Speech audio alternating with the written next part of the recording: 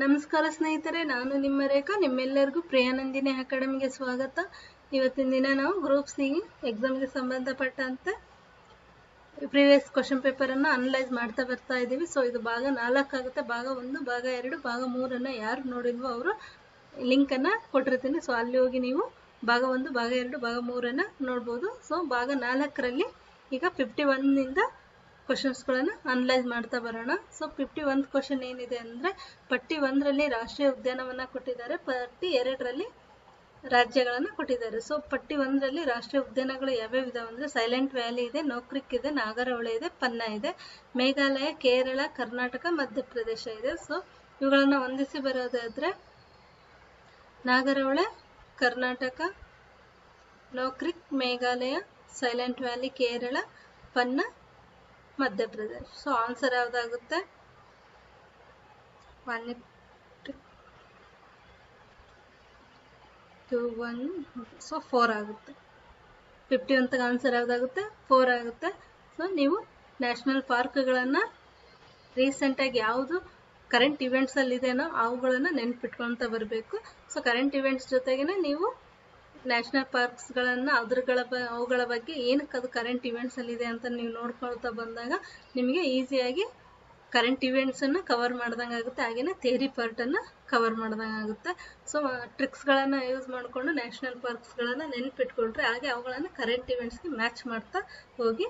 So current ಇವೆಂಟ್ಸಲ್ಲಿ ಬರ್ತಕ್ಕಂಥ ವಿಷಯಗಳ ಮೇರೆಗೆ ನಿಮಗೆ ನ್ಯಾಷನಲ್ ಪಾರ್ಕ್ಗಳನ್ನು ಕೊಡೋದು. ಸೊ 2018ನಲ್ಲಿ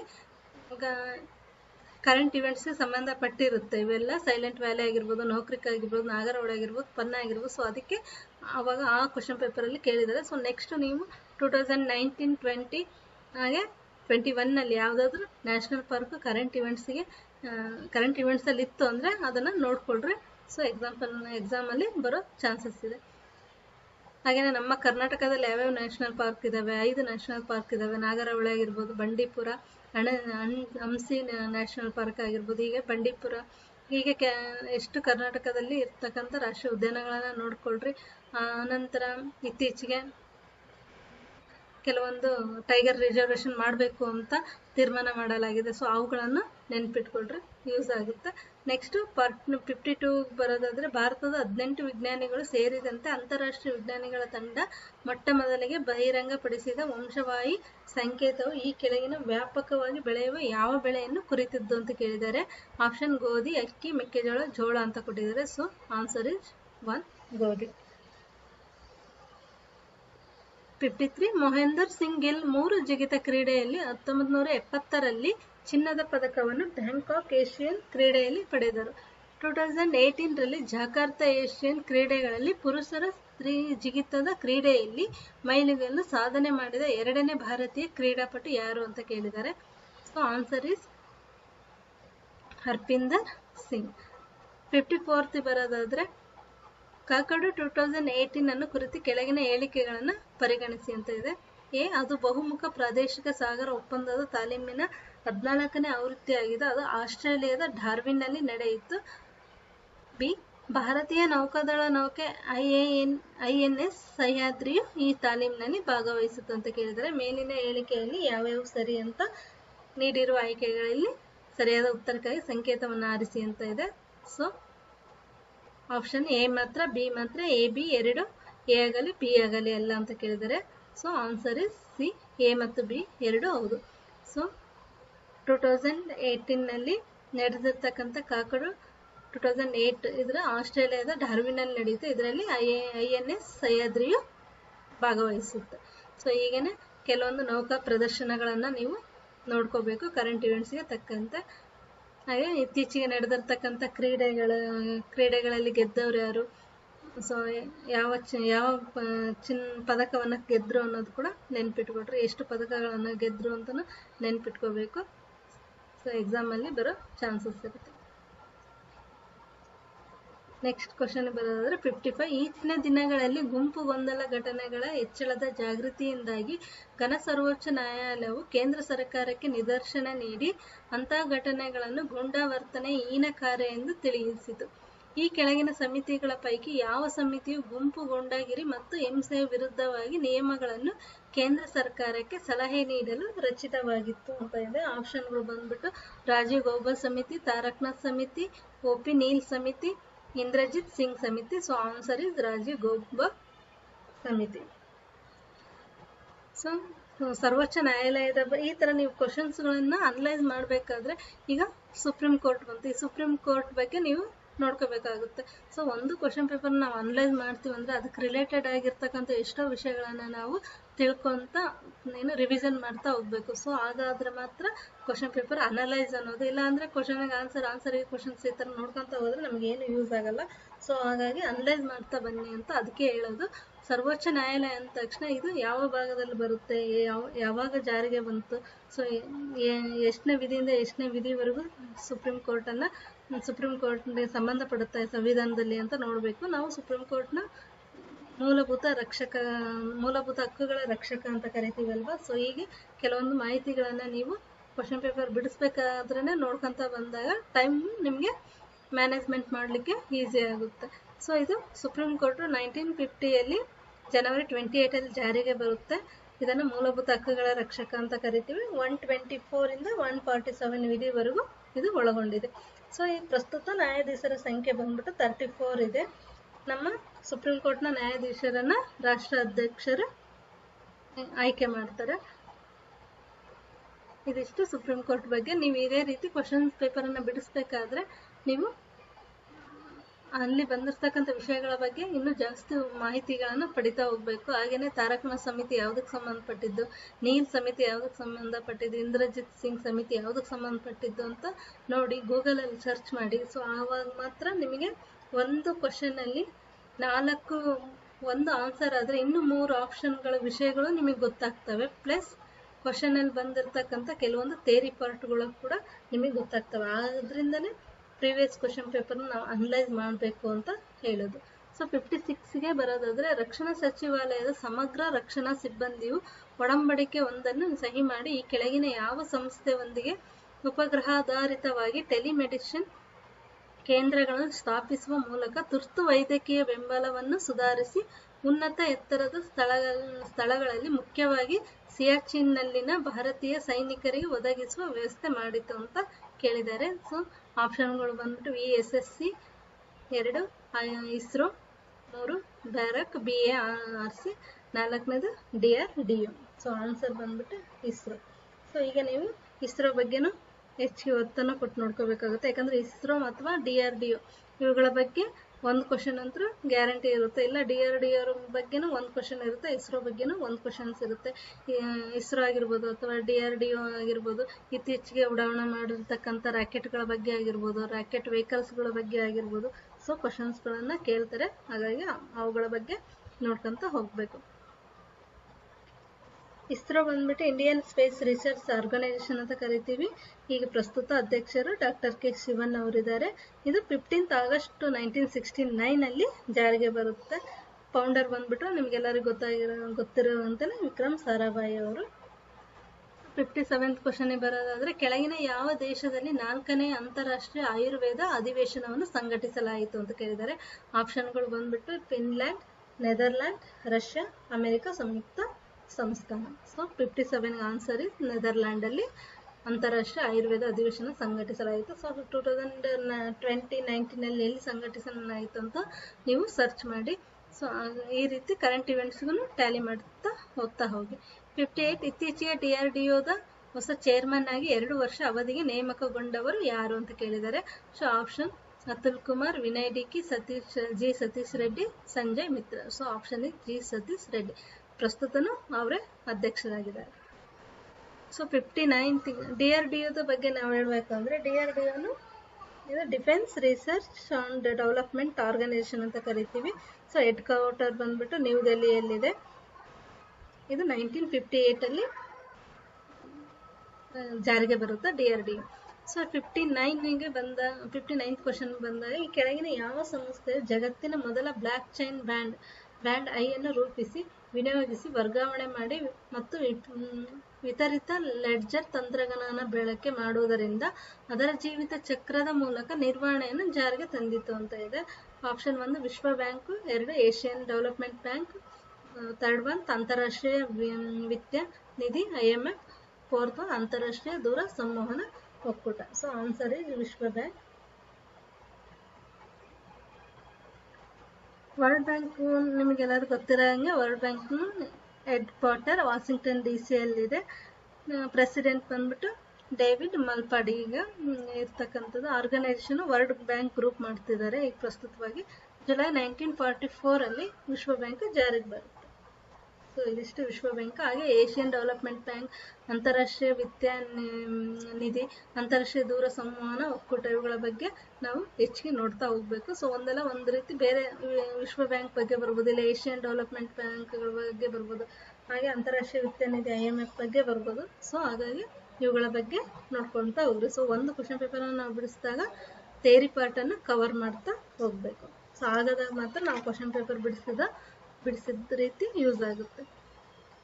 60th ಕ್ವಶನ್ಗೆ ಭಯೋತ್ಪಾದಕರ ದಾಳಿಗೆ ಬಲಿಯಾದವರ ಸ್ಮರಣಾರ್ಥವಾಗಿ ಮೊದಲ ಬಾರಿಗೆ ಅಂತಾರಾಷ್ಟ್ರೀಯ ಸ್ಮರಣ ದಿನವನ್ನು ಇತ್ತೀಚೆಗೆ ವಿಶ್ವಸಂಸ್ಥೆ ಆಚರಿಸಿತು. ಈ ಕೆಳಗಿನಗಳಲ್ಲಿ ಆ ದಿನಾಂಕ ಯಾವುದು ಅಂತ ಕೇಳಿದ್ದಾರೆ. So 20 August, 21 August, 22 August, 23 August ಅಂತ ಇದೆ.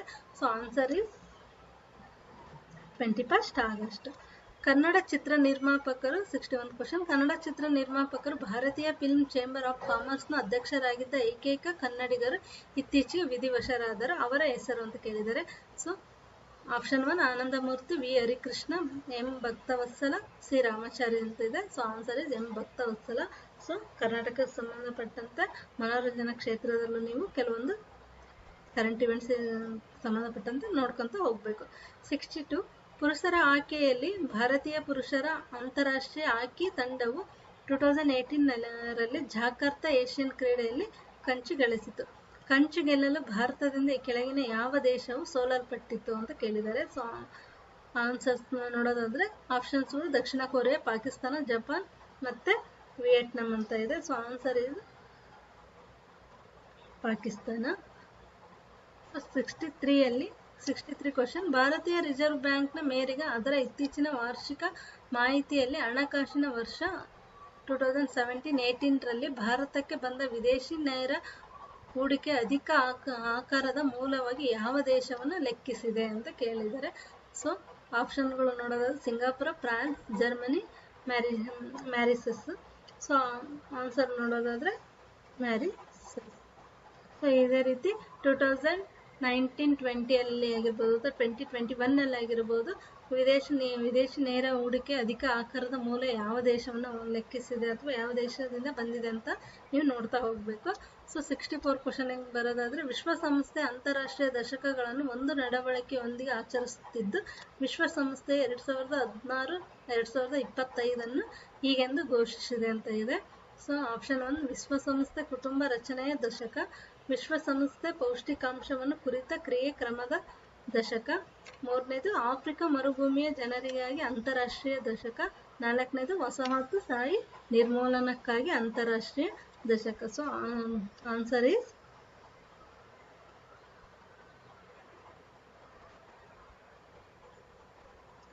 ವಿಶ್ವಸಂಸ್ಥೆ ಪೌಷ್ಟಿಕಾಂಶವನ್ನು ಕುರಿತ ಕ್ರಿಯೆ ಕ್ರಮದ ದಶಕ ಅಂತ ಹೇಳಿದರೆ ಮೆಲಿನ್ಯೂಟ್ರಿಸ್ಟ್ ಅಥವಾ ಕುಪೋಷಿತತೆ ಬಗ್ಗೆನೂ ಇದರಲ್ಲಿ ಮಾತಾಡಿದ್ದಾರೆ. ಸೊ ಇದ್ರ ಬಗ್ಗೆ ನೋಡ್ಕೊಳ್ರಿ. 16 2025 ಅನೌನ್ಸ್ ಮಾಡಿದ್ದಾರೆ. ಸೊ ನೆಕ್ಸ್ಟ್ 65 ಕ್ವಶನ್ ಬರೋದಾದ್ರೆ ಶಿವಾಜಿಯನ್ನು ಸಂಪೂರ್ಣವಾಗಿ ನಿರ್ಮೂಲನ ಮಾಡುವ ಬದಲಿಗೆ ಮಿರ್ಜಾ ರಾಜ ಜಯಸಿಂಹನು ಅವನೊಂದಿಗೆ ಪುರಂದರ ಒಪ್ಪಂದವನ್ನು ಮಾಡಿಕೊಳ್ಳುವುದರ ಮೂಲಕ ಮುಕ್ತಾಯಗೊಳಿಸಿದನು. ಏಕೆಂದರೆ ಆಪ್ಷನ್ 1 ಮರಾಠರ ಸಂಪೂರ್ಣ ನಿರ್ಮೂಲನ ಅಸಾಧ್ಯ ಅಂತ, 2ನೇದು ಮರಾಠರ ಬಗ್ಗೆ ರಾಜ ಜಯಸಿಂಹನು ಸಹಾನುಭೂತಿಯನ್ನು ಹೊಂದಿದ್ದನು, ಶಿವಾಜಿಯ ಸಹಾಯದೊಂದಿಗೆ ಬಿಜಾಪುರದ ಆದಿಲ್ ಶಾಹಿ ಸುಲ್ತಾನನನ್ನು ಕಿತ್ತೊಗೆಯಲು ರಾಜ ಜಯಸಿಂಹನು ಬಯಸಿದ್ದನು, 4ನೇದು ಬಿಜಾಪುರ ಮತ್ತು ಗೋಲ್ಕೊಂಡಗಳ ವಿಜಯಕ್ಕಾಗಿ ಮೊಘಲರ ಸೈನ್ಯವನ್ನು ಸಜ್ಜುಗೊಳಿಸಿದ್ದನು. ಸೊ ಶಿವಾಜಿಯ ಬಗ್ಗೆ ಇಲ್ಲಿ ಕೇಳಿದ್ದಾರೆ. ಸೊ ಆನ್ಸರ್ ನಿಮಗೆ ಗೊತ್ತಾಗಿರುತ್ತೆ. ಶಿವಾಜಿಯ ಸಹಾಯದೊಂದಿಗೆ ಬಿಜಾಪುರದ ಆದಿಲ್ ಶಾಹಿ ಸುಲ್ತಾನನ್ನು ಕಿತ್ತೊಗೆಯಲು ರಾಜ ಜಯಸಿಂಹನು ಬಯಸಿದ್ದನು. So option is C. 66 question ಕೆಳಗಿನ ಯಾವ ಪ್ರಶಸ್ತಿಯು ಭಾರತ ಸರ್ಕಾರದ ಅಗ್ರತೆಯ ಕ್ರಮದಲ್ಲಿ ಪಟ್ಟಿಯ 7ನೇ ಕ್ರಮಾಂಕದಲ್ಲಿ ಹಾಜರಾಗುವ ಸ್ಥಾನಮಾನವನ್ನು ಸ್ವೀಕೃತನಿಗೆ ನೀಡುವುದು ಅಂತ ಕೇಳಿದ್ದಾರೆ. ಸೊ ಆಪ್ಷನ್ಗಳು ರಾಜೀವ್ ಗಾಂಧಿ ಖೇಲ್ ರತ್ನ, ಪರಮವೀರ್ ಚಕ್ರ, ಪದ್ಮಭೂಷಣ್, ಭಾರತ ರತ್ನ ಅಂತ ಕೇಳಿದ್ದಾರೆ. So 66 question answer is Bharat Ratna. So ನೀವು ಭಾರತ ರತ್ನ ಪ್ರಶಸ್ತಿಯನ್ನು ಯಾರು ಕೊಡ್ತಾರೆ, ಪದ್ಮವಿಭೂಷಣ ಪ್ರಶಸ್ತಿಯನ್ನು ಯಾರು ಕೊಡ್ತಾರೆ, ಪರಮವೀರ ಚಕ್ರ ಪ್ರಶಸ್ತಿ ದೇಶದ ಎಷ್ಟನೇ ಅತ್ಯುನ್ನತ ಪ್ರಶ್ನೆ, ರಾಜೀವ್ ಗಾಂಧಿ ಖೇಲ್ ಪ್ರಶಸ್ತಿ ಯಾವ ಕ್ಷೇತ್ರದಲ್ಲಿ ಕೊಡ್ತಾರೆ, ಈ ರೀತಿ ನೀವು ಅನಲೈಸ್ ಮಾಡ್ತಾ ಬನ್ನಿ. ನಿಮಗೆ ಯಾವ ಒಂದಲ್ಲ ಒಂದು ರೀತಿ ಇದರಲ್ಲೇ ಕ್ವಶನ್ ಪದ್ಮವಿಭೂಷಣ ಪ್ರಶಸ್ತಿ ಪಡೆದವ್ರು ಯಾರು ಅಂತ ಕೇಳ್ಬೋದು, ಅಥವಾ ಪದ್ಮಶ್ರೀ ಪ್ರಶಸ್ತಿ ಪಡೆದವ್ರು ಯಾರು ಅಂತ ಕೇಳ್ಬೋದು.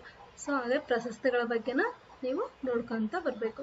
67 ಅಂತ ಕ್ವಶನ್ ಬಂದರೆ ಪಟ್ಟಿ 1 ಪಂಗಡಗಳು, ಪಟ್ಟಿ 2 ರಾಜ್ಯಗಳಲ್ಲಿರುವ ರಾಜ್ಯಗಳನ್ನು ಹೊಂದಿಸಿ ಅಂತ ಕೇಳಿದ್ದಾರೆ. ಪಂಗಡಗಳು ಕಟ್ಕರಿ, ರಬಾ, ಬಿಲ್, ಗಡ್ಡಿ ಅಂತ ಕೇಳಿದ್ದಾರೆ. ಸೊ ಹಿಮಾಚಲ ಪ್ರದೇಶ್, ಮಧ್ಯಪ್ರದೇಶ್, ಮಹಾರಾಷ್ಟ್ರ, ಮೇಘಾಲಯ ಇವುಗಳು ರಾಜ್ಯಗಳು.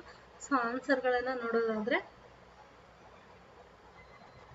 ಸೊ 1ಗೆ 3 ಕಟ್ಕರಿ, ಮಹಾರಾಷ್ಟ್ರ, ರಬಾ, ಮೇಘಾಲಯ,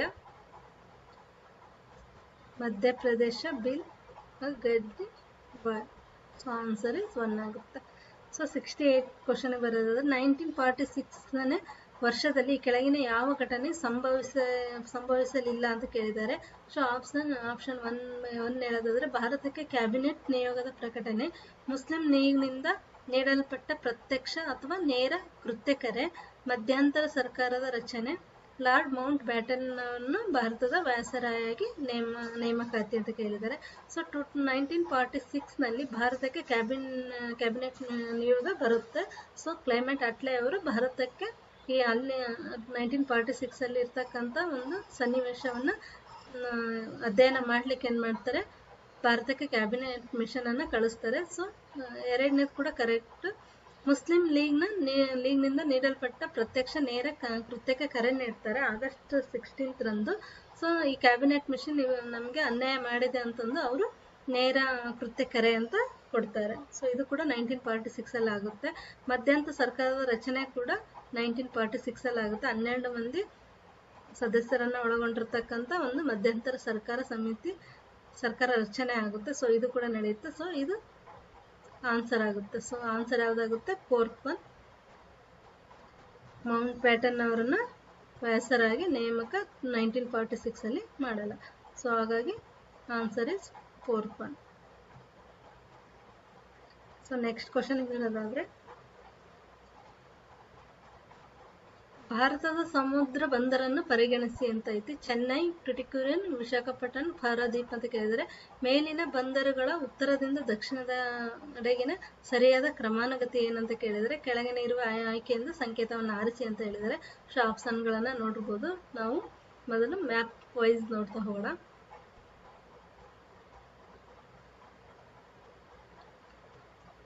ಸೊ ಇಲ್ಲಿ ಬರೋದು ಇಲ್ಲಿ ಉತ್ತರದಿಂದ ದಕ್ಷಿಣದೆಡೆಗಿನ ಅಂತ ಕೇಳಿದ್ದಾರೆ.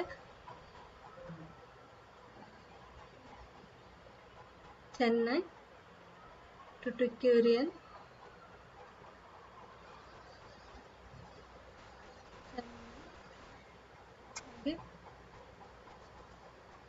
ಆಂಧ್ರ ಪ್ರದೇಶದಲ್ಲಿ ವಿಶಾಖಪಟ್ಟಣಂ ಬರುತ್ತೆ, ಹಾಗೆ ಪಾರದೀಪ್. ಸೊ ಆನ್ಸರ್ ಬಂದ್ಬಿಟ್ಟು 4th one. 69th answer is 4th one. DCAP. D Paradip. ಉತ್ತರದಿಂದ ದಕ್ಷಿಣದೆಡೆಗಿನ ಅಂದ್ರೆ ಇಲ್ಲಿ ಬರುತ್ತೆ ಪಾರದೀಪ್, ಒಡಿಶಾದಲ್ಲಿ. ಪಾರದೀಪ್, ವಿಶಾಖಪಟ್ಟಣ, ಚೆನ್ನೈ, ಟುಟಿಕೋರಿನ್ ಲಾಸ್ಟಲ್ಲಿ ಬರುತ್ತೆ. ಸೊ ಇದು ಬಂದರುಗಳ ಬಗ್ಗೆ ಮ್ಯಾಪ್ ವೈಸ್ ಅನಲೈಸ್ ಅಂತ ಹೇಳ್ಬೋದು. ಸೊ ಈಗ ನೀವು ಮ್ಯಾಪ್ ವೈಸ್ ನೀವು ಬಿಡಿಸ್ತಾ ಹೋದಾಗ ನಿಮಗೆ ಈಸಿಯಾಗಿ ನೆನ್ಪಿಟ್ಕೊಳ್ಳೋಕೆ ಸಹಾಯ ಆಗುತ್ತೆ. ಸೊ 70 ಕ್ವಶನ್ ಬರೋದಾದ್ರೆ ಕಾಂಗ್ರೆಸ್ ಚಳುವಳಿಯು ಜನಾಂಗದಿಂದ ಸ್ಫೂರ್ತಿಗೊಂಡಿಲ್ಲ ಅಥವಾ ಕಲ್ಪಿತವಾಗಿಲ್ಲ ಅಥವಾ ಯೋಜಿತವಾಗಿಲ್ಲ ಎಂಬುದಾಗಿ ಯಾರು ಹೇಳಿದರು ಅಂತ ಕೇಳಿದ್ದಾರೆ. ಸೊ ಆಪ್ಷನ್ಗಳು ಲಾರ್ಡ್ ಡೆಫರಿನ್, ಹಾಗೆ Sir Syed Ahmad Khan, Lord Curzon ಹಾಗೂ ಲಾಲಾ ಲಜಪತ್ ರಾಯರ್ ಅಂತ ಹೇಳಿದರೆ. So answer is Lala Lajpat ರಾಯರ್. 71th question. ಈ ಹೇಳಿಕೆಗಳನ್ನು ಪರಿಗಣಿಸಿ. ಉಬ್ಬರ ಭರತಗಳು ನೌಕಾಯಾನ ಮತ್ತು ಮೀನುಗಾರರಿಗೆ ವಿಶೇಷ ಸಹಾಯ ಮಾಡುತ್ತವೆ. ಬಿ ಹೇಳಿಕೆ. ಅತಿಯಾದ ಭರತಗಳು ದೊಡ್ಡ ಹಡಗುಗಳು ಬಂದರುಗಳನ್ನು ಸುರಕ್ಷಿತವಾಗಿ ಪ್ರವೇಶಿಸಲು ಅಥವಾ ತೆರಳುವಂತೆ ಮಾಡಲು ಸಾಧ್ಯವಾಗಿಸುತ್ತವೆ. ಸಿ ಬಂದರಿನಲ್ಲಿ ಹೂಳು ತುಂಬುವುದನ್ನು ಭಾರತವು ತಡೆಗಟ್ಟುತ್ತದೆ. ಡಿ ಕಾಂಡ್ಲಾ ಮತ್ತು ಡೈಮಂಡ್ ಬಂದರುಗಳು ಭಾರತದ ರೇವುಗಳಾಗಿವೆ ಅಂತ ಕೇಳಿದ್ದಾರೆ. ಸೊ ಆಪ್ಷನ್ಗಳಲ್ಲಿ ಸಂಕೇತವನ್ನು ಆರಿಸಿ ಅಂತ ಹೇಳಿದರೆ ಯಾವ್ಯಾವ ಸರಿ ಅಂತ ಕಂಡುಹಿಡಿಯಬೇಕು ನಾವು.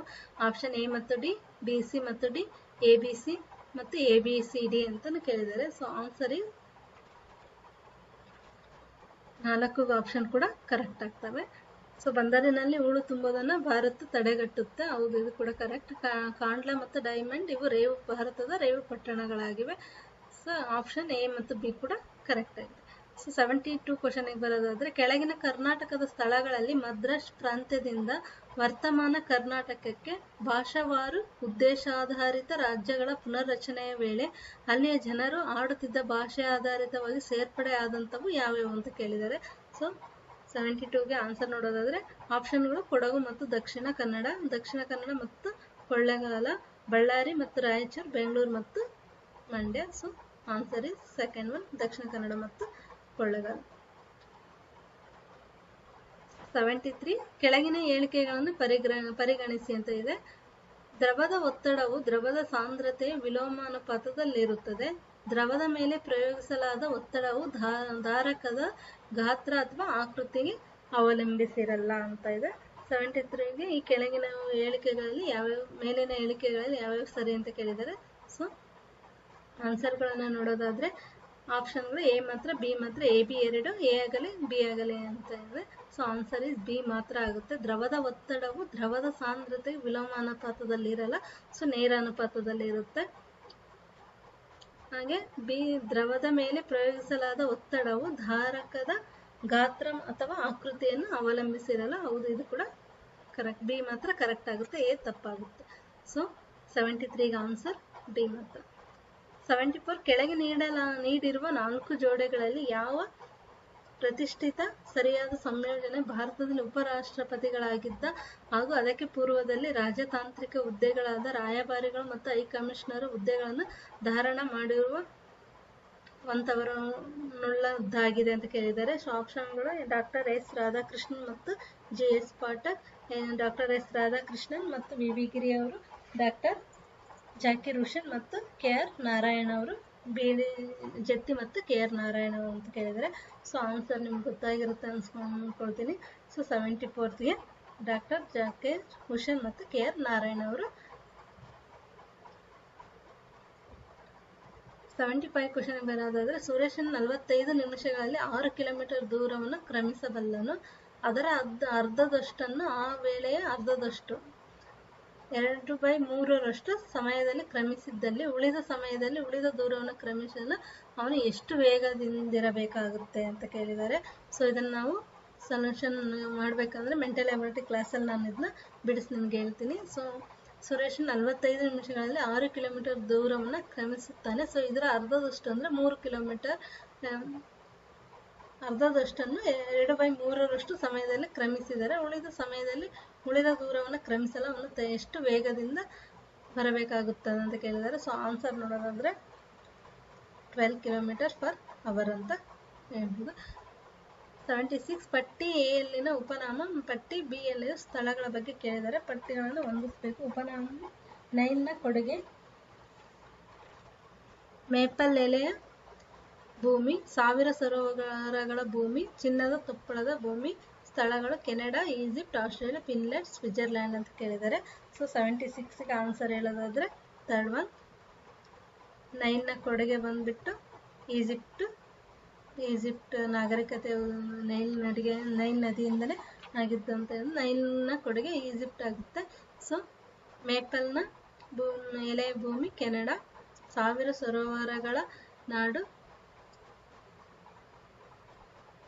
ಫಿನ್ಲ್ಯಾಂಡ್ ಹಾಗೂ ಚಿನ್ನದ ತುಪ್ಪಳದ ಭೂಮಿ ಅಂತ ಆಸ್ಟ್ರೇಲಿಯಾನ ಕರಿತೀವಿ. ಸೊ 76 ಆನ್ಸರ್ ಥರ್ಡ್ ಒನ್ ಆಗುತ್ತೆ. ಸೊ ನೆಕ್ಸ್ಟ್ ಕ್ವಶನ್, ಕೆಳಗಿನವುಗಳಲ್ಲಿ ಯಾವುದು ಭಾರತದ ರಾಷ್ಟ್ರಪತಿಗಳ ಚುನಾಯಿಕ ಭಾಗವಾಗಿರುತ್ತದೆ ಆದರೆ ಅವರ ಖಂಡನೆಗಾಗಿ ಫೋರಂನ ಭಾಗವಾಗಿರುವುದಿಲ್ಲ ಅಂತ ಇದೆ. ಸೊ ಒಂದು ಆಪ್ಷನ್ ನೋಡಿದ್ರೆ ಲೋಕಸಭೆ, ರಾಜ್ಯಸಭೆ, ರಾಜ್ಯ ವಿಧಾನ ಪರಿಷತ್ಗಳು, ರಾಜ್ಯ ವಿಧಾನ ಮಂಡಲಗಳು. ಸೊ ಆನ್ಸರ್ ಇಸ್ ರಾಜ್ಯ ವಿಧಾನ ಪರಿಷತ್ಗಳು. ಇವು ಖಂಡನೆಯ ಫೋರಂನ ಭಾಗವಾಗಿರಲ್ಲ, ಅದು ಚುನಾಯಿಕ ಭಾಗವಾಗಿರುತ್ತೆ. ರಾಷ್ಟ್ರಪತಿ ಚುನಾವಣೆಯ ಬಗ್ಗೆ ನಾವು ನೋಡೋದಾದ್ರೆ ರಾಜ್ಯ ಲೋಕಸಭೆ ಚುನಾಯಿತ, ರಾಜ್ಯಸಭೆ ಚುನಾಯಿತರು, ರಾಜ್ಯ ವಿಧಾನ ಮಂಡಲ ಮತ್ತು ವಿಧಾನ ಪರಿಷತ್ ಚುನಾಯಿತ ಸದಸ್ಯರು ಭಾಗವಹಿಸುತ್ತಾರೆ. ಆದ್ರೆ ಅವರ ಖಂಡನೆಗೆ ಫೋರಂನ ಭಾಗವಾಗಿಲ್ಲದೆ ಇರೋರು ಯಾರಪ್ಪ ಅಂತಂದ್ರೆ ರಾಜ್ಯ ವಿಧಾನ ಪರಿಷತ್ಗಳು. 78 ವಿಶ್ವಸಂಸ್ಥೆಯನ್ನು ಕುರಿತ ಈ ಕೆಳಗಿನ ಹೇಳಿಕೆಗಳನ್ನು ಪರಿಗಣಿಸಿ. 12ನೇ ಪ್ರಪಂಚದ ಮಹಾಯುದ್ಧದ ನಂತರ 1945ರ 24ನೇ ಅಕ್ಟೋಬರ್ನಲ್ಲಿ ಸ್ಥಾಪನೆ ಆಯಿತು. ಬಿ ಹೇಳಿಕೆ, ಯುಎನ್ನ ಕೇಂದ್ರ ಕಾರ್ಯಸ್ಥಾನವು ನ್ಯೂಯಾರ್ಕ್ ನಗರದ ಮನ್ಹಟ್ಟನ್ನಲ್ಲಿದೆ. ಯುನೈಟೆಡ್ ನೇಷನ್ 2001ರಲ್ಲಿ ನೊಬೆಲ್ ಶಾಂತಿ ಪಾರಿತೋಷಕವನ್ನು ಗೆದ್ದಿದೆ ಅಂತ. ಮೇಲಿನ ಹೇಳಿಕೆಗಳಲ್ಲಿ ಯಾವ್ಯಾವ ಸರಿ ಅಂತ ಕೇಳಿದ್ದಾರೆ. ಸೊ ಆಪ್ಷನ್ಗಳು ಎ ಮಾತ್ರ, ಎ ಬಿ ಮಾತ್ರ, ಬಿ ಸಿ ಮಾತ್ರ, ಎ ಬಿ ಸಿ ಅಂತ ಕೇಳಿದ್ದಾರೆ. ಸೊ ಆಪ್ಷನ್ಗಳು ಅಂದರೆ ಇದು ವಿಶ್ವಸಂಸ್ಥೆಯು ಎರಡನೇ ಮಹಾಯುದ್ಧದ ನಂತರ ಯುದ್ಧದಲ್ಲಿ ನಡೆದಿರ್ತಕ್ಕಂಥ ಅನಾಹುತಗಳಾಗಿರ್ಬೋದು ಅಥವಾ ಆರ್ಥಿಕ ಪರಿಸ್ಥಿತಿಗಳನ್ನು ಅನಲೈಸ್ ಮಾಡಲಿಕ್ಕೆ ಒಂದು ವಿಶ್ವ ಸಂಸ್ಥೆಯನ್ನು ಪ್ರಾರಂಭ ಮಾಡ್ತಾರೆ. ಅದು 1945 24 ಅಕ್ಟೋಬರಲ್ಲಿ ಸ್ಥಾಪನೆ ಆಗುತ್ತೆ. ಇದರ ಕೇಂದ್ರ ಕಾರ್ಯ ಬಂದು ಮನ್ಹಟ್ಟನ್ನಲ್ಲೇ ಇದೆ. ಸೊ ಇದು 2001ರಲ್ಲಿ ನೊಬೆಲ್ ಶಾಂತಿ ಪಾರಿತೋಷಕವನ್ನು ಪಡೆಯುತ್ತೆ. So answer is A B C 3 correct ಆಗುತ್ತೆ. 79th ಕ್ವಶನ್ ಬರೋದಾದ್ರೆ ಕೆಳಗಿನ ಹೇಳಿಕೆಗಳನ್ನು ಪರಿಗಣಿಸಿ. ಸಂಸತ್ತಿನ ಅಧಿವೇಶನ ಸಭೆ ಇಲ್ಲದಿದ್ದಾಗ ಅಧ್ಯಕ್ಷರು ಸುಗ್ರೀವಾಜ್ಞೆಯನ್ನು ಘೋಷಿಸಬಹುದು. ಈ ಘೋಷಣೆಗಳು ಸಂಸತ್ತಿನ ನ್ಯಾಯಸಮ್ಮತವಾಗಿ ಅದರ ಪುನರ್ ಅಧಿವೇಶನದ 6 ತಿಂಗಳಿಗೊಳಗಾಗಿ ಅನುಮೋದಿತವಾಗಿರಬೇಕು ಅಂತ ಕೇಳಿದ್ದಾರೆ. ಸೊ ರಾಷ್ಟ್ರಪತಿಗಳು ಲೋಕಸಭೆಗೆ ಸಾಹಿತ್ಯ, ವಿಜ್ಞಾನ, ಕಲೆ ಮತ್ತು ಸಾಮಾಜಿಕ ಸೇವೆಗಳಲ್ಲಿ ವಿಶೇಷವಾಗಿ ಕಾರ್ಯಶೀಲ ಅನುಭವ ಜ್ಞಾನವನ್ನು ಹೊಂದಿರುವ 12 ಮಂದಿ ಸದಸ್ಯರನ್ನು ನಾಮನಿರ್ದೇಶನ ಮಾಡುತ್ತಾರೆ. ಸೊ ರಾಷ್ಟ್ರಪತಿಗಳು ಲೋಕಸಭೆ ಅಂತ ಹೇಳಿದ್ದಾರೆ. ಸೊ ಮೇಲಿನ ಹೇಳಿಕೆಗಳಲ್ಲಿ ಯಾವುದು ಸರಿ ಅಂತ ಕೇಳಿದ್ದಾರೆ. ಕೆಳಗೆ ನೀಡಿರುವ ಆಯ್ಕೆಗಳನ್ನು ಸಂಕೇತವನ್ನು ಆರಿಸಿ ಅಂತ ಹೇಳಿದ್ದಾರೆ. ಆಪ್ಷನ್ಗಳು ಎ ಮಾತ್ರ, ಬಿ ಮಾತ್ರ, ಎ ಬಿ 2, ಎ ಆಗಲಿ ಬಿ ಆಗಲಿ ಅಲ್ಲ ಅಂತ ಹೇಳಿದ್ದಾರೆ. ಸೊ ನಿಮ್ಗೆ ಇಲ್ಲಿ ನೋಡಿದ್ರೆ ಗೊತ್ತಾಗುತ್ತೆ. ಒಂದನೇ ಹೇಳಿಕೆಗೆ ಬರೋದಾದ್ರೆ ಸಂಸತ್ತಿನ ಅಧಿವೇಶನದ ಸಭೆ ಇಲ್ಲದಿದ್ದಾಗ ಅಧ್ಯಕ್ಷರು ಸುಗ್ರೀವಾಜ್ಞೆಯನ್ನು ಘೋಷಿಸಬಹುದು. ಹೌದು, ಆದರೆ ಈ ಘೋಷಣೆಗಳು ಸಂಸತ್ತಿನ ನ್ಯಾಯಸಮ್ಮತವಾಗಿ ಅದರ ಪುನರ್ ಅಧಿವೇಶನದ 6 ತಿಂಗಳು ಅಂತ ಹೇಳಿದ್ದಾರೆ. ಬಟ್ ಇದು 6 ವಾರಗಳ ಒಳಗೆ ಅನುಮೋದಿತವಾಗಿರಬೇಕು. ಸೊ 6 ತಿಂಗಳಲ್ಲ, ಇದು 6 ವಾರಗಳು ಮಾತ್ರ. 6 ವಾರದೊಳಗೆ ಅವರು ಅನುಮೋದನೆ ಪಡಿಬೇಕು.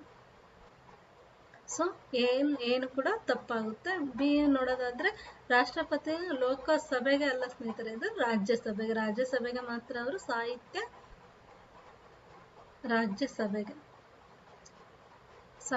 ವಿಜ್ಞಾನ, ಕಲೆ, ಸಾಮಾಜಿಕ ಸೇವೆಗಳಲ್ಲಿ ವಿಶೇಷವಾಗಿ ಜ್ಞಾನ ಹೊಂದಿರತಕ್ಕಂಥ 12 ಮಂದಿನ ಆಯ್ಕೆ ಮಾಡ್ತಾರೆ.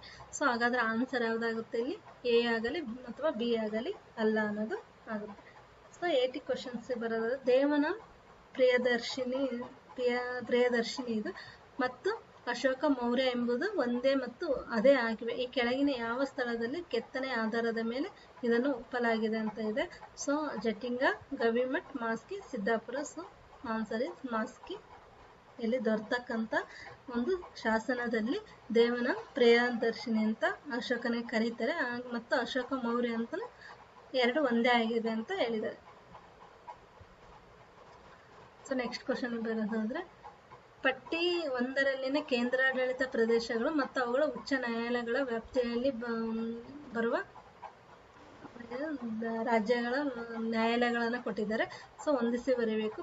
ಕೇಂದ್ರಾಡಳಿತ ಪ್ರದೇಶಗಳು ಅಂಡಮಾನ್ ಮತ್ತು ನಿಕೋಬಾರ್ ದ್ವೀಪಗಳು, ದಮನ್ ಮತ್ತು ದಿಯು, ಲಕ್ಷದ್ವೀಪ್, ಪುದುಚೇರಿ.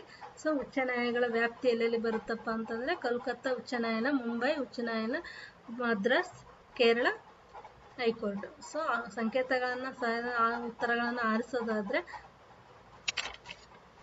81ಗೆ ಆನ್ಸರ್ ಬಂದ್ಬಿಟ್ಟು ಅಂಡಮಾನ್ ಮತ್ತು ನಿಕೋಬಾರ್ ದ್ವೀಪಗಳು Kerala ಹೈಕೋರ್ಟಿಗೆ ಸಂಬಂಧಪಡುತ್ತೆ.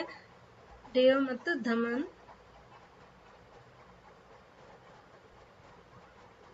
Mumbai national. Lakshadweep Madras.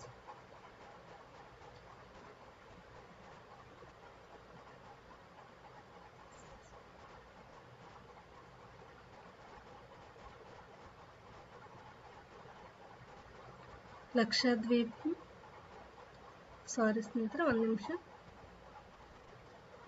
So answer is fourth ಒಂದೇದಾಗುತ್ತೆ. ಅಂಡಮಾನ್ ಮತ್ತು ನಿಕೋಬಾರ್ ದ್ವೀಪಗಳು ಕೋಲ್ಕತ್ತಾ ಉಚ್ಚ ನ್ಯಾಯಾಲಯಕ್ಕೆ ಸಂಬಂಧಪಡ್ತವೆ. ದಮನ್ ಮತ್ತು ಡಿಯೋಗಳು ಮುಂಬೈ ಉಚ್ಚ ನ್ಯಾಯಾಲಯಕ್ಕೆ. ಹಾಗೆ ಲಕ್ಷದ್ವೀಪ್ ಕೇರಳ, ಕೋಲ್ಕತ್ತಾ ಕೇರಳ ಆಗುತ್ತೆ. ಪುದುಚೇರಿ ಬಂದ್ಬಿಟ್ಟು ಮದ್ರಾಸ್ ಉಚ್ಚ ನ್ಯಾಯಾಲಯ. ಸೊ 82 ಕ್ವಶನ್ಗೆ ಬರೋದಾದ್ರೆ, ಅಸಹಕಾರ ಚಳುವಳಿಯ ಅವಧಿಯಲ್ಲಿ ವಿದೇಶಿ ಬಟ್ಟೆಗಳ ಸುಡುವಿಕೆಯನ್ನು ಅವು ಜಡತ್ಯಾಜ್ಯ ಎಂಬುದಾಗಿ ಪರಿಗಣಿಸಿ ಕರೆ ನೀಡಿದವರು ಯಾರು ಅಂತ ಕೇಳಿದರೆ ಆಪ್ಷನ್ಗಳು ರವೀಂದ್ರನಾಥ್ ಟ್ಯಾಗೋರ್, ಮೊಹಮ್ಮದ್ ಅಲಿ ಜಿನ್ನಾ, ಲಾರ್ಡ್ ರೆಡ್ಡಿ, ಮೋತಿಲಾಲ್ ನೆಹರು ಅಂತ ಕೇಳಿದ್ದಾರೆ. ಸೊ ಆನ್ಸರ್ ನೋಡೋದಾದ್ರೆ ಆಪ್ಷನ್ 82ಗೆ ರವೀಂದ್ರನಾಥ್ ಟ್ಯಾಗೋರ್ ಆಗ್ತಾರೆ. ಆನ್ಸರ್ 82ಗೆ ಯಾವುದು? ರವೀಂದ್ರನಾಥ್ ಟ್ಯಾಗೋರ್. ಸೊ ಅಸಹಕಾರ ಚಳುವಳಿ ಬಗ್ಗೆ ಒಂದು ಕ್ವಶನ್ ಇದ್ದೇ ಇರುತ್ತೆ. ಸೊ ಹಾಗಾಗಿ ನೋಡ್ಕೊಟ್ರು ಸ್ನೇಹಿತರೆ. ಈ ಕೆಳಗಿನವುಗಳಲ್ಲಿ ಯಾವುದು ಹತ್ತಿರದ ಹಣಕ್ಕೆ ಉದಾಹರಣೆಯಾಗಿದೆ ಅಂತ ಕೇಳಿದರೆ ಖಜಾನೆಯ ಬಿಲ್ಲುಗಳು, ಉಳಿತಾಯ ಖಾತೆಗಳು, United state dollar, real estate. ಕೆಳಗೆ ನೀಡಿರುವ ಆಯ್ಕೆಗಳಿಂದ ಸರಿಯಾದ ಉತ್ತರಕ್ಕಾಗಿ ಸಂಕೇತವನ್ನು ಆರಿಸಿ ಅಂತ ಇದೆ. AB ಮಾತ್ರ, ABC ಮಾತ್ರ, CD ಮಾತ್ರ, ಹಾಗೆ A ಮತ್ತು D ಮಾತ್ರ ಅಂತ ಕೇಳಿದ್ದಾರೆ. ಸೊ 83ಗೆ ಆನ್ಸರ್ ನೋಡೋದಾದ್ರೆ ABC ಮಾತ್ರ ಕರೆಕ್ಟ್ ಆಗುತ್ತೆ. ರಿಯಲ್ ಎಸ್ಟೇಟ್ ಹತ್ತಿರದ ಹಣಕ್ಕೆ ಉದಾಹರಣೆ ಆಗೋದಿಲ್ಲ. ಸೊ 84th ಬರೋದಾದ್ರೆ, ಅಲ್ಯೂಮಿನಿಯಂ ಗೋಳವನ್ನು 10 ಡಿಗ್ರಿ ಸೆಲ್ಸಿಯಸ್ನಲ್ಲಿ ನೀರಿನಲ್ಲಿ ಮುಳುಗಿಸಿದೆ. ಗೋಳದ ತಾಪವನ್ನು ಅಧಿಕಗೊಳಿಸಿದರೆ ಮೇಲ್ಮುಖ ಒತ್ತಡವೇನಾಗುತ್ತೆ ಅಂತ ಕೇಳಿದರೆ ಹೆಚ್ಚಾಗುತ್ತೆ, ಕಡಿಮೆ ಆಗುತ್ತೆ, ಅಷ್ಟೇ ಇರುತ್ತೆ. ಗೋಳದ ತ್ರಿಜ್ಯವನ್ನು ಅವಲಂಬಿಸಿ ಹೆಚ್ಚಾಗಲಬಹುದು ಇಲ್ಲ ಕಡಿಮೆ ಆಗಲಬಹುದು ಅಂತ ಇದೆ. ಬಟ್ ಆನ್ಸರ್ ಇಸ್ ಕಡಿಮೆ ಆಗುತ್ತದೆ. ಗೋಳದ ತಾಪವನ್ನು ಅಧಿಕಗೊಳಿಸಿದಾಗ ಮೇಲ್ಮುಖ ಒತ್ತಡ ಆಟೋಮೆಟಿಕ್ ಆಗಿ ಕಡಿಮೆ ಆಗುತ್ತೆ. ಸೊ ನೆಕ್ಸ್ಟ್ ಕ್ವಶನ್ ಬರೋದಾದ್ರೆ, ಬಹುಮನಿ ಸಾಮ್ರಾಜ್ಯದ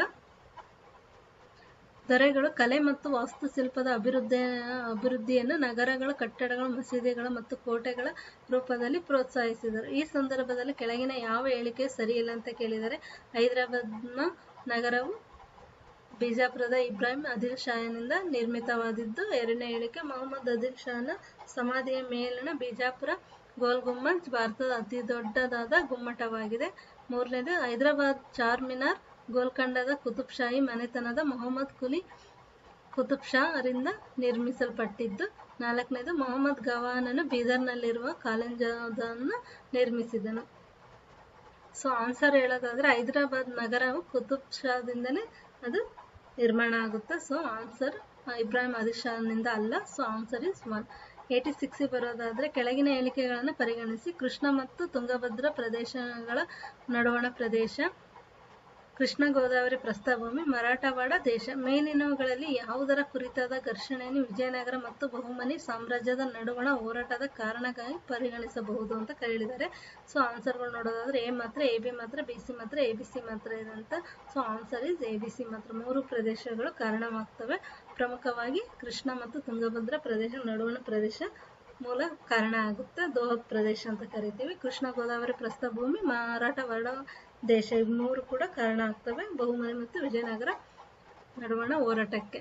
ಸೊ 87 ವಿಜಯನಗರ ಸಾಮ್ರಾಜ್ಯದ ಬಗ್ಗೆ ಅಂತ ಒಂದು ಕ್ವಶನ್ಸ್ ಇದ್ದೇ ಇರುತ್ತೆ. ಹಾಗಾಗಿ ವಿಜಯನಗರ ಸಾಮ್ರಾಜ್ಯದ ಬಗ್ಗೆ ನೋಡ್ಕೊಳ್ಳಿ. 87th ಕ್ವಶನ್, ಭಾರತದ ರಾಜ್ಯಗಳಲ್ಲಿ ಕೆಳಗಿನ ಯಾವ ರಾಜ್ಯಗಳು ಮೊಘಲರ ಅವಧಿಯಲ್ಲಿ ಮತ್ತು ಸುಲ್ತಾನರಲ್ಲಿ ಆಹುಂ ಮನೆತನದವರ ಆಳ್ವಿಕೆಗೆ ಒಳಪಟ್ಟಿದ್ದವು ಅಂತ ಹೇಳಿದ್ದಾರೆ. ಕೇರಳ, ಕಾಶ್ಮೀರ್, ದಕ್ಷಿಣ ಕನ್ನಡ, ಅಸ್ಸಾಂ. Answer is Assam. 88 ಇಬ್ರಾಹಿಂ ಲೋಧಿ ವಿರುದ್ಧ ಸಂಚು ಮಾಡಿದ ಮತ್ತು ದೆಹಲಿಯನ್ನು ಆಕ್ರಮಣ ಮಾಡಲು ಬಾಬರ್ನನ್ನು ಆಹ್ವಾನಿಸಿದ್ದು ಕೆಳಗಿನವರಲ್ಲಿ ಯಾರು ಅಂತ ಕೇಳಿದ್ದಾರೆ. ಸೊ ಆಪ್ಷನ್ಗಳು ಬಲ್ಲೋನ್ ಲೋಧಿ, ದೌಲತ್ ಖಾನ್ ಲೋಧಿ, ಸಿಕಂದರ್ ಲೋಧಿ. ಮೇಲಿನ ಯಾರು ಅಲ್ಲ ಅಂತ ಕೇಳಿದ್ದಾರೆ. ಸೊ 88ಗೆ ಆನ್ಸರ್ ನೋಡೋದಾದ್ರೆ ದೌಲತ್ ಖಾನ್ ಲೋಧಿ ಅವರು ಲೋಧಿಯನ್ನು ಸಂಚು ಮಾಡಿದ ಮತ್ತು ದೆಹಲಿ ಆಕ್ರಮಣದ ಮಾಡಲು ಬಾಬರ್ ಆಹ್ವಾನಿಸಿದ್ದ ಅಂತ ನೋಡ್ಬೋದು. 89 ಇಸ್ರೋದ ಮೊದಲ ಮಾನವ ಬಾಹ್ಯಾಕಾಶ ನೌಕೆ ಗಗನಯಾನ ಕಾರ್ಯಕ್ರಮದ ಸಹಯೋಗಕ್ಕಾಗಿ ಭಾರತದೊಂದಿಗೆ ಯಾವ ದೇಶ ಒಪ್ಪಂದ ಮಾಡಿಕೊಂಡಿತ್ತು ಅಂತ ಇದೆ. ಸೊ ನಮಗೆಲ್ಲ ಗೊತ್ತಿರುತ್ತೆ, Germany, France, Japan, United State. So answer is France. Gaganyaan mission Gaganyaan ಪ್ರೋಗ್ರಾಮ್ಗೆ ಭಾರತದೊಂದಿಗೆ ಅದು ಕೈ ಜೋಡಿಸಿತ್ತು, ಒಪ್ಪಂದ ಮಾಡಿಕೊಂಡಿದೆ ಫ್ರಾನ್ಸ್ ಮತ್ತು ಭಾರತ ಗಗನಯಾನ ಮಿಷನ್ಗೋಸ್ಕರ. 90 ಕ್ವಶನ್. 2008ನ ಅಕ್ಟೋಬರ್ 2ರಂದು ಭಾರತದ ಈಗಿನ ಮುಖ್ಯ ನ್ಯಾಯಾಧೀಶರಾದ ಶ್ರೀ ದೀಪಕ್ ಮಿಶ್ರಾ ನಿವೃತ್ತಿಯ ನಂತರ ಯಾರು ಭಾರತದ 46ನೇ ಮುಖ್ಯ ನ್ಯಾಯಾಧೀಶರಾಗುವರು ಅಂತ ಕೇಳಿದ್ದಾರೆ. ಸೊ 2018ನಲ್ಲಿ. ಸೊ ಆಪ್ಷನ್ಗಳು ಶ್ರೀ ರಂಜನ್ ಗೊಗೊಯ್, ಶ್ರೀ ಮದನ್ ಲಾಕೂರ್, ಶ್ರೀ ಕುರಿಯನ್ ಜೋಸೆಫ್, ಶ್ರೀ ಅರ್ಚನ್ ಕುಮಾರ್ ಸಿಬ್ರಿ ಅಂತ. ಸೊ ಆವಾಗಿನ ಆನ್ಸರ್ ನೋಡಿದ್ರೆ ಶ್ರೀ ರಂಜನ್ ಗೊಗೊಯ್ ಆಗ್ತಾರೆ. ಸೊ ಇವಾಗ ರಂಜನ್ ಗೊಗೊಯ್ ಅವರು ನಿವೃತ್ತರಾಗಿದ್ದಾರೆ. ಇವಾಗ ಪ್ರಸ್ತುತ ಇರೋರು ಅರವಿಂದ್ ಬೊಬ್ಡೆ ಅವರು. ಸೊ 91ಗೆ ಕ್ವಶನ್ ನೋಡೋದಾದ್ರೆ, ದೆಹಲಿಯಲ್ಲಿನ ಅವರ ಆಳ್ವಿಕೆಯಲ್ಲಿ ಕೆಳಗಿನವರುಗಳನ್ನು ಕಾಲಕ್ರಮೇಣಕ್ಕೆ ಅನುಸಾರವಾಗಿ ಜೋಡಿಸಿ. ಎ ರಜಿಯಾ, ಬಲ್ಬನ್, ಇಲ್ತಮಿಸ್, ನಜರುದ್ದೀನ್. ಸೊ ಇವುಗಳನ್ನು ಕಾಲಾನುಕ್ರಮವಾಗಿ ಜೋಡಿಸಿ ಬರೆದಾಗ ಆಪ್ಷನ್ಗಳನ್ನ ನೋಡ್ಬೋದು. ಸೊ 91ಗೆ ನಾವು ಆನ್ಸರ್ನ ನೋಡೋದಾದ್ರೆ ಫಸ್ಟ್ ಇಲ್ತಮಿಸ್ ಬರ್ತಾನೆ. ಸೊ ಆನ್ಸರ್ ಇಸ್ 4th ಆಗ್ಬೋದು. 91 4th ಆಗುತ್ತೆ. ಫಸ್ಟ್ ಇಲ್ತಮಿಸ್, ಆನಂತರ ಅವನ ಮಗಳಾದ ರಜಿಯಾ ಬರ್ತಾನೆ, ನಂತರ ನಜರುದ್ದೀನ್, ನಂತರ ಬಲ್ಬನ್ ಬರ್ತಾನೆ. So answer is 4th. 92 ನೋಡೋದಾದ್ರೆ, ಶೇಖ್ ಇ ಬೆಕ್ಬರ್ ಎಂಬುದಾಗಿ ಕೆಳಗಿನ ಯಾವ ಮೊಘಲ್ ಸಾಮ್ರಾಟ ಖ್ಯಾತನಾಗಿದ್ದಾನೆ ಅಂತ ಕೇಳಿದ್ದಾರೆ. ಸೊ ಆಪ್ಷನ್ಗಳು ಶಾ ಆಲಂ, ಜಹಾಂಗೀರ್, ಶಹಜಾನ್, ಬಹದ್ದೂರ್ ಶಾ 1 ಅಂತ ಕೇಳಿದ್ದಾರೆ. So 92 answer Bahadur Shah 1. ಇವನು ಶೇಖ್ ಇ ಬೆಕ್ಬರ್ ಅಂತ ಕರೀತಾ ಇದ್ರು.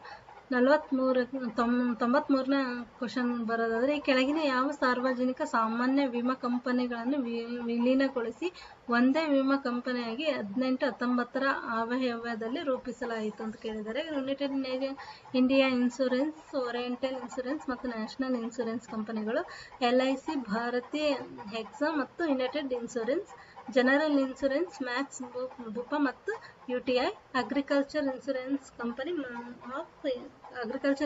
ಕಂಪನಿ ಆಫ್ ಇಂಡಿಯಾ ಲಿಮಿಟೆಡ್ ಮತ್ತು ಭಾರತಿ ಎಕ್ಸಾ ಮತ್ತು ಯುನೈಟೆಡ್ ಇನ್ಶೂರೆನ್ಸ್. ಯಾವ ವಿಮಾ ಕಂಪನಿಯನ್ನು ಇಲ್ಲಿ ಅವಯವದಲ್ಲಿ ವಿಲೀನಗೊಳಿಸಿದ್ದಾರೆ ಅಂತ ಕೇಳಿದ್ದಾರೆ 2018-19ನಲ್ಲಿ. ಸೊ 93ಗೆ ಆನ್ಸರ್ ಬಂದ್ಬಿಟ್ಟು United India Insurance, Oriental Insurance ಮತ್ತು National Insurance. So answer is 1. 94 ಭಾರತದಲ್ಲಿ ಪ್ರಸ್ತುತ ಕೊರತೆ ಖಾತೆಗೆ ಕಾರಣವಾಗಿರುವ ಬಹುತೇಕ ಸಾಧ್ಯತೆಯು ಕೆಳಗಿನವುಗಳಲ್ಲಿ ಯಾವುದು ಅಂತ ಕೇಳಿದರೆ, ಎ ಬಂದ್ಬಿಟ್ಟು ಕ್ರೀಡಾ ಉಪಕತೆಯ ವಾಹನಗಳ ಮೇಲಿನ ಕಡಿತಗೊಳಿಸಿದ ಸುಂಕ ತೆರಿಗೆಗಳು, ಚಿನ್ನದ ಮೇಲಿನ ಸುಂಕ ಕಡಿತ, ಈರುಳ್ಳಿ ರಫ್ತು ಮೇಲಿನ ನಿಷೇಧ. ಕೆಳಗಿನ ಆಯ್ಕೆಗಳನ್ನು ಆಧರಿಸಿ ಉತ್ತರವನ್ನು ಸಂಕೇತವನ್ನು ಆರಿಸಿ ಅಂತ ಇದೆ. ಸೊ ಆಪ್ಷನ್ಗಳು AB, ABC, AC ಅಥವಾ ABC ಅಂತ ಕೇಳಿದ್ದಾರೆ. ಸೊ 94th ಆನ್ಸರ್ ನೋಡೋದಾದ್ರೆ ABC. ಸೊ 95 ಕ್ವಶನ್ ಬರೋದಾದ್ರೆ, ಸೇವಿಂಗ್ ಬ್ರಷ್ ಅನ್ನು ಮುಳುಗಿಸಿ ನಂತರ ನೀರಿಂದ ಹೊರಗೆ ತೆಗೆದಾಗ, ಅಂದ್ರೆ ನೀರಿನಲ್ಲಿ ಸೇವಿಂಗ್ ಬ್ರಷ್ ಅನ್ನು ಮುಳುಗಿಸಿ ನಂತರ ನೀರಿಂದ ಹೊರಗೆ ತೆಗೆದಾಗ ಅದರ ಕೂದಲು ಎಳೆಗಳು ಈ ಕೆಳಗಿನ ಯಾವ ಗುಣ ಲಕ್ಷಣದ ಕಾರಣದಿಂದ ಒಟ್ಟಿಗೆ ಅಂಟಿಕೊಳ್ಳುತ್ತವೆ ಅಂತ ಕೇಳಿದ್ದಾರೆ. ಸೊ ನಾವು ನೋಡೋದಾದ್ರೆ ಆಪ್ಷನ್ಗಳು ಘರ್ಷಣೆ, ಸ್ಥಿತಿಸ್ಥಾಪಕತ್ವ, ಸ್ನಿಗ್ಧತೆ, ಮೇಲ್ಮೈ ಕರ್ಷಣ ಅಂತ ಕೇಳಿದ್ದಾರೆ. ಸೊ ಆನ್ಸರ್ ನೋಡೋದಾದ್ರೆ ನಾವು ಮೇಲ್ಮೈ ಆಕರ್ಷಣ. ಸೊ ಇದರಿಂದನೇ ಅವು ಒಂದಕ್ಕೊಂದು ಅಂಟ್ಕೊಳ್ತವೆ. ಸೊ ಘರ್ಷಣೆ ಅಂತ ಆಗೋದು. ಘರ್ಷಣೆ ಅಂದ್ರೆ ಏನಂದ್ರೆ ಎರಡು ವಸ್ತುಗಳು ಚಲಿಸಬೇಕಾದ್ರೆ ನಡೆಸ್ತಕ್ಕಂಥ ಒಂದು ಬಲ ಪ್ರಯೋಗನ ನಾವು ಘರ್ಷಣೆ ಅಂತ ಕರಿತೀವಿ. ಸ್ಥಿತಿಸ್ಥಾಪಕತ್ವ ಅಂತಂದ್ರೆ ಎಲೆಕ್ಟ್ರಿಸಿಟಿ ಏನು ಹಿಗ್ಗೋದು ಅಂತ ಹೇಳ್ತೀವಲ್ಲ, ರಬ್ಬರ್ ಏನು ಎಲೆಕ್ಟ್ರಿಸಿಟಿ ಎಕ್ಸಾಂಪಲ್ ಹೇಳ್ತೀವಲ್ಲ ಆ ಥರ ಹಿಗ್ಗೋದು. ಸೊ ಸ್ನಿಗ್ಧತೆ ಅಂತಂದ್ರೆ ವಿಸ್ಕಾಸಿಟಿ. ಸೊ ಹಾಗಾಗಿ ಮೇಲ್ಮೈ ಕರ್ಷಣೆನೇ ಇದಕ್ಕೆ ಕಾರಣ ಆಗುತ್ತೆ. ಸೊ 96th ಕ್ವಶನ್, ಹೊಸ ಕಂಪ್ಯೂಟರ್ಗಳನ್ನು ಒಂದು ಕಂಪನಿಯು ಸ್ಥಾಪಿಸಿ ಮತ್ತು ಉದ್ಯೋಗಿಗಳನ್ನು ಅವರಿಗೆ ಆ ಕಂಪ್ಯೂಟರ್ ಜ್ಞಾನವಿಲ್ಲವೆಂದು ವಜಾ ಮಾಡಿದರೆ ಅಂತಹ ನಿರುದ್ಯೋಗವನ್ನು ಯಾವ ರೀತಿಯ ನಿರುದ್ಯೋಗ ಎಂದು ಕರೆಯುತ್ತಾರೆ ಅಂತ ಹೇಳಿದ್ದಾರೆ. ಸೊ ಆಪ್ಷನ್ಗಳು ಮುಸುಕಿನ ನಿರುದ್ಯೋಗ, ರಾಚನಿಕ ನಿರುದ್ಯೋಗ, ಮುಚ್ಚಿಟ್ಟ ನಿರುದ್ಯೋಗ, ಘರ್ಷಣಾತ್ಮಕ ನಿರುದ್ಯೋಗ ಅಂತ ಹೇಳಿದ್ದಾರೆ. ಸೊ ಆನ್ಸರ್ ನೋಡೋದಾದ್ರೆ ಘರ್ಷಣಾತ್ಮಕ ನಿರುದ್ಯೋಗ ಆಗುತ್ತೆ. ಮುಸುಕಿನ ನಿರುದ್ಯೋಗ ಅಥವಾ ಮರೆಮಾಚಿದ ನಿರುದ್ಯೋಗ ಅಂತಂದ್ರೆ ಇಲ್ಲಿ ಕೆಲಸ ಮಾಡೋನಿಗೆ ಆಸಕ್ತಿ ಇರುತ್ತೆ, ಆದ್ರೆ ಕೆಲಸ ಸಿಗೋದಿಲ್ಲ. ಸೊ ಇದು ಮುಸುಕಿನ ನಿರುದ್ಯೋಗ. ರಾಚನಿಕ ನಿರುದ್ಯೋಗ, ಮುಚ್ಚಿಟ್ಟ ನಿರುದ್ಯೋಗ ಅಂತಂದ್ರೆ ಇಲ್ಲಿ ಕೆಲಸ ಮಾಡೋ ಎಲ್ಲ ಅರ್ಹತೆಗಳಿದ್ರು ಅವನು ಕೆಲಸ ಉದ್ಯೋಗಗಳ ಅವಕಾಶಗಳಿದ್ದು ಕೆಲಸಕ್ಕೆ ಹೋಗದೆ ಇರ್ತಕ್ಕಂಥ ಒಂದು ಸ್ಥಿತಿಗೆ ಮುಚ್ಚಿಟ್ಟ ನಿರುದ್ಯೋಗ ಅಂತ ಕರೀತೀವಿ. ಸೊ 97th ಕ್ವಶನ್ ಅದನ್ನು ನೋಡೋದಾದ್ರೆ, ಅಂತಾರಾಷ್ಟ್ರೀಯ ಕಾರ್ಮಿಕ ದಿನಾಚರಣೆ 2018 ಆಶಯ ವಿಶೇಷವೇನು ಅಂತ ಕೇಳಿದ್ದಾರೆ. ಸೊ ಕಾರ್ಮಿಕ ಸಾಮರ್ಥ್ಯದ ಆಚರಣೆ, ಸಾಮಾಜಿಕ ಮತ್ತು ಆರ್ಥಿಕ ಮುನ್ನಡೆಗಾಗಿ ಶ್ರಮಿಕರನ್ನು ಸಂಘಟಿಸುವುದು, ಉದ್ಯೋಗಕ್ಕಾಗಿ ನಾವೀನ್ಯತೆ ಹಾಗೂ ಉದ್ಯಮಶೀಲತೆ, ಅಂತಾರಾಷ್ಟ್ರೀಯ ಕಾರ್ಮಿಕ ಚಳುವಳಿ ಆಚರಣೆ. ಸೊ ಆಶಯ ಏನಪ್ಪಾ ಅಂತಂದ್ರೆ 2018 97ಗೆ ಆನ್ಸರ್ ಬಂದ್ಬಿಟ್ಟು ಸಾಮಾಜಿಕ ಮತ್ತು ಆರ್ಥಿಕ ಮುನ್ನಡೆಗಾಗಿ ಶ್ರಮಿಕರನ್ನು ಸಂಘಟಿಸುವುದು. ಸೊ 9th ಅಂತಾರಾಷ್ಟ್ರೀಯ ಕಾರ್ಮಿಕ ದಿನಾಚರಣೆ 2021 ಮೇ 1 ಮೊನ್ನೆ ಏನಾಯ್ತಲ್ಲ ಅಂತಾರಾಷ್ಟ್ರೀಯ ಕಾರ್ಮಿಕ ದಿನಾಚರಣೆ. ಸೊ ಅದರ ಆಶಯ ಬಂದ್ಬಿಟ್ಟು ಕೆಲಸ ಮಾಡತಕ್ಕಂಥ ಸ್ಥಳದಲ್ಲಿ ಸುರಕ್ಷತೆ ಮತ್ತು ಸ್ವಚ್ಛತೆಯನ್ನು ಕಾಪಾಡುವುದು, ಇದು ಆಶಯ ಆಗಿತ್ತು. ಸೊ 98 ಕ್ವಶನ್ ಬರೋದಾದ್ರೆ, ಪ್ರಧಾನಮಂತ್ರಿಯವರ ಆರ್ಥಿಕ ಸಲಹಾ ಸಮಿತಿಯ ಇತ್ತೀಚಿನ ಅಧ್ಯಕ್ಷರು ಯಾರು ಅಂತ ಕೇಳಿದ್ದಾರೆ. ಡಾಕ್ಟರ್ ಸಿ ರಂಗರಾಜನ್, ಸುಬ್ರಹ್ಮಣ್ಯಂ ಸ್ವಾಮಿ, ಡಾಕ್ಟರ್ ಸುಮಿತ್ರಾ ಚೌಧರಿ, ಶ್ರೀ ಬಬಿಕಾ ದೇಬ್ ರಾಯ್ ಅಂತ ಕೇಳಿದ್ದಾರೆ. ಸೊ 98 ಆನ್ಸರ್ ಅನ್ನೋದು ಗೊತ್ತಾಗಿರುತ್ತೆ. ಸೊ ಇತ್ತೀಚೆಗೆ 2018 ಕರೆಂಟ್ ನ್ಯೂಸಲ್ಲಿ ಇತ್ತಿದ್ದು ಶ್ರೀ ಬಿಬಿಕಾ ದೇಬ್ ರಾಯ್. 99 ವಿಶ್ವ ಆರೋಗ್ಯ ಸಂಸ್ಥೆಯು ಕಾರ್ಯಕ್ರಮಗಳಿಗಾಗಿ ಉಪ ಮಹಾನಿರ್ದೇಶಕರಾಗಿ ಇತ್ತೀಚೆಗೆ ನೇಮಕ ಹೊಂದಿದ ಭಾರತೀಯ ಮಹಿಳೆ ಯಾರು ಅಂತ ಕೇಳಿದ್ದಾರೆ. ಆಪ್ಷನ್ಗಳು ಡಾಕ್ಟರ್ ಸೌಮ್ಯ ಸ್ವಾಮಿನಾಥನ್ ಇರಬೇಕಿದೆ, doctor Saroja Vaidyanathan, doctor Somadurga Rajanathan, doctor Sukhaya Bala ಅಂತ ಕೇಳಿದ್ದಾರೆ. ಸೊ ಆಪ್ಷನ್ಗಳು ನೋಡಿದ್ವಿ. ಸೊ ಆನ್ಸರ್ ಇದು ಸೌಮ್ಯ ವಿಶ್ವನಾಥನ್.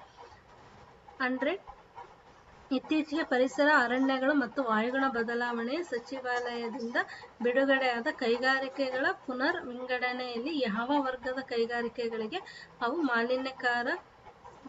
ಮಾಲಿನ್ಯಕಾರಕವಲ್ಲವೆಂದು ಅವುಗಳಿಗೆ ಪರಿಸರಾತ್ಮಕ ಒಪ್ಪಿಗೆ ಮತ್ತು ಪ್ರಾಯೋಗಿಕವಾಗಿ ತಿಳುವಳಿ ಬೇಕಿಲ್ಲವೆನ್ನಲಾಗಿದೆ ಅಂತ ಕೇಳಿದ್ದಾರೆ. ಸೊ ಆಪ್ಷನ್ಗಳು ಕೆಂಪು, ಬಿಳಿ, ಹಸಿರು, ಕಿತ್ತಳೆ. ಸೊ ಬಿಳಿ. ಸೊ ಮಾಲಿನ್ಯಕಾರಕ ಅಲ್ಲ ಅಂತಂದ್ರೆ ಅದಕ್ಕೆ ಇಲ್ಲಿ ವೈಟ್ ಕಲರ್ ಅನ್ನ ಸೂಚನೆ ಮಾಡ್ತಾರೆ. ಸೊ ಹಾಗಾಗಿ ಬಿಳಿ ಬರುತ್ತೆ. ಸೊ ಇದಿಷ್ಟು ಗ್ರೂಪ್ ಸಿ ಎಕ್ಸಾಮ್ಗೆ ಸಂಬಂಧಪಟ್ಟ ಕ್ವಶನ್ ಪೇಪರ್ ಅನಲೈಸಿಸ್ ಆಗಿದೆ ಸ್ನೇಹಿತರೆ. ಇಲ್ಲಿ 1 to 100 ವರೆಗೂ ನಾವು 4 ಭಾಗಗಳಾಗಿ ನೋಡಿದ್ದೀವಿ. ಸೊ ಅನಲೈಸ್ ಮಾಡ್ತಾ ಬರೋದ್ರಿಂದ ನಮಗೆ ಇಲ್ಲಿ 100 ಕ್ವಶನ್ಸ್ ಇರ್ತವೆ. ಸೊ ಅದರಲ್ಲಿ ನಿಮಗೆ ಒಂದು ಆಪ್ಷನ್ ಅನ್ನ ಬಿಟ್ಟರೆ 3 ಕ್ವಶನ್, ಅಲ್ಲಿ ಎಷ್ಟೊಂದು ವಿಷಯಗಳನ್ನ ಸಂಗ್ರಹಣೆ ಕೂಡ ನಮಗೆ ಸಿಗುತ್ತೆ. ಹಾಗೆ ಕರೆಂಟ್ ಇವೆಂಟ್ಸ್ ಜೊತೆಗೆ ನಾವು ಇದನ್ನ ಮ್ಯಾಚ್ ಮಾಡ್ತಾ ಹೋಗಬೇಕು. 2018 ಬಂದಿರೋ ಕರೆಂಟ್ ಇವೆಂಟ್ಸ್ ಬೇರೆ ಆಗುತ್ತೆ. 2021 ನೀವು 21 ಎಕ್ಸಾಮ್ ಇತ್ತು ಅಂದ್ರೆ 20 to 21 ನೀವು 1 ಇಯರ್ ಕರೆಂಟ್ ಅಫೇರ್ಸ್ ಅನ್ನ ಟ್ಯಾಲಿ ಮಾಡ್ತಾ ಓದ್ತಾ ಹೋಗ್ಬೇಕಾಗುತ್ತೆ. ಸೊ ಈಗ ಮಾಡಿದ್ರೆ ನಮಗೆ ಜಾಸ್ತಿ ಎಸ್ ಸಿಗುತ್ತೆ ಸ್ನೇಹಿತರೆ. So thank you so much. ನಿಮಗೆ ಈ ಕ್ಲಾಸಸ್ ಇಷ್ಟ ಆಗಿದ್ರೆ ದಯವಿಟ್ಟು ಸಬ್ಸ್ಕ್ರೈಬ್ ಮಾಡಿ ಮತ್ತೆ ಲೈಕ್ ಮಾಡೋದನ್ನ ಮರಿಬೇಡಿ. So thank you.